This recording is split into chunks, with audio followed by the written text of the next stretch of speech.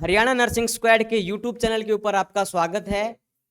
हमने जो कंटेंट आपको पढ़ाया है मेरे हिसाब से समझ में आया होगा, बहुत अच्छा लगा होगा और माँ सरस्वती से कामना है कि वो आपका साथ दें और कल वही आपके एग्जाम में आ जाएं जो आपने पढ़ा है।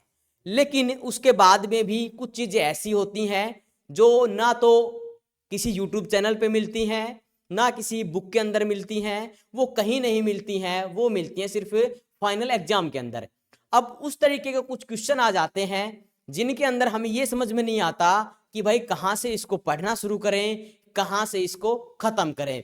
अब आप बोलोगे कि नहीं ऐसा तो कोई क्वेश्चन नहीं होगा जो मैं समझ ना सकूं, तो हमारा एक क्वेश्चन है जो आप समझोगे, देखोगे कि ये क्वेश्चन जो है ये नर्सिंग का ही क्वेश्चन है और ऐसा ही क्वेश्चन जो आप देखोगे तो आपको समझ में नहीं आएगा कि इसको शुरू कहाँ से करें और बंद कहाँ से करें, यानी कि इसका सिर कहाँ है, इसकी पूंछ कहाँ है। और आपको एग्जाम में जो क्वेश्चन है वो सही भी करना है, वहां पे जो आपका तरीका काम देगा वो होगा तुक्के का। अब तुक्का लगेगा कैसे वो अपने सर बता देंगे। नमस्कार भाई साथियों, ये सर है मतलब कि ऐसे ही काम में मेरे को फंसा देते हैं कि तुक्का कौन बताएगा, सर बताएंगे। मतलब मुसीबत वाला जो काम है वो मेरे ऊपर ही थोपा जाता है।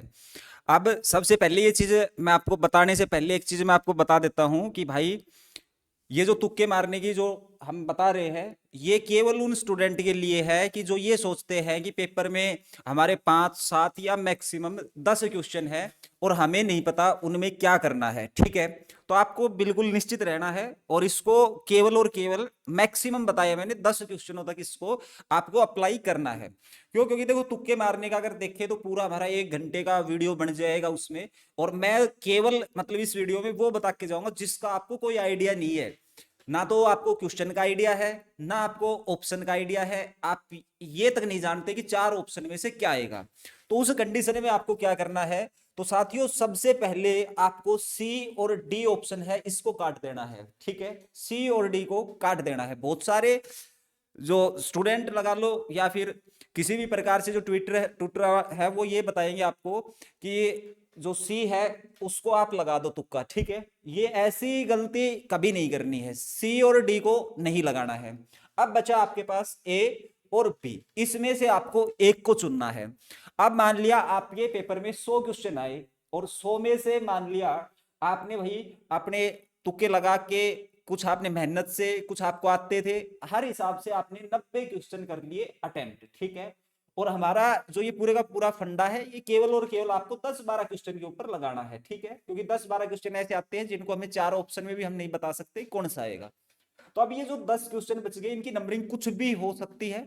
इन 10 क्वेश्चनों को आंख मिच के मां सरस्वती का नाम लेके और इसको बी ऑप्शन आपको भर देना है। ठीक है, लेकिन एक चीज का ध्यान रखिए कि आपने जितने भी क्वेश्चन किए हैं उसमें जब आप क्वेश्चनों को ऑप्शन लगाते हैं कि इसका ए आएगा इसका बी आएगा, तो ये भी ध्यान रख लें कि आपकी जो प्रायोरिटी है वो ज्यादा किसकी आ रही है। मतलब कि ए ऑप्शन ज्यादा आ रहा है उत्तर या बी ऑप्शन ज्यादा आ रहा है, इन दो में से ही देखना है। ठीक है, तो उसके हिसाब से भी जैसे ए ऑप्शन सबसे ज्यादा उस पेपर में आ रहा हो तो फिर आपको बी पे नहीं जाना है, फिर आपको करना है भाई क्या, ए ऑप्शन सही। ठीक है, तो उम्मीद करता हूं चीज आपको समझ में आई होगी। यानी कि जब भी आपको तुक्का मारना हो सीधा सीधा एक फंडा है, ए और बी में से आएगा। ठीक है, और ये पेपर बताएगा कि आपको ए में मारना है या बी में।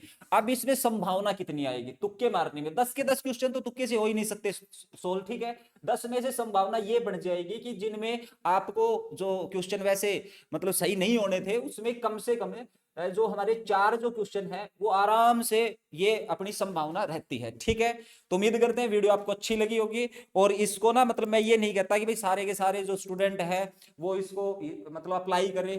ठीक है, जिनको मतलब कि कुछ भी नहीं पता कि जी इसमें हम ऑप्शन क्या भरे, केवल वही इस चीज को फॉलो करें। धन्यवाद।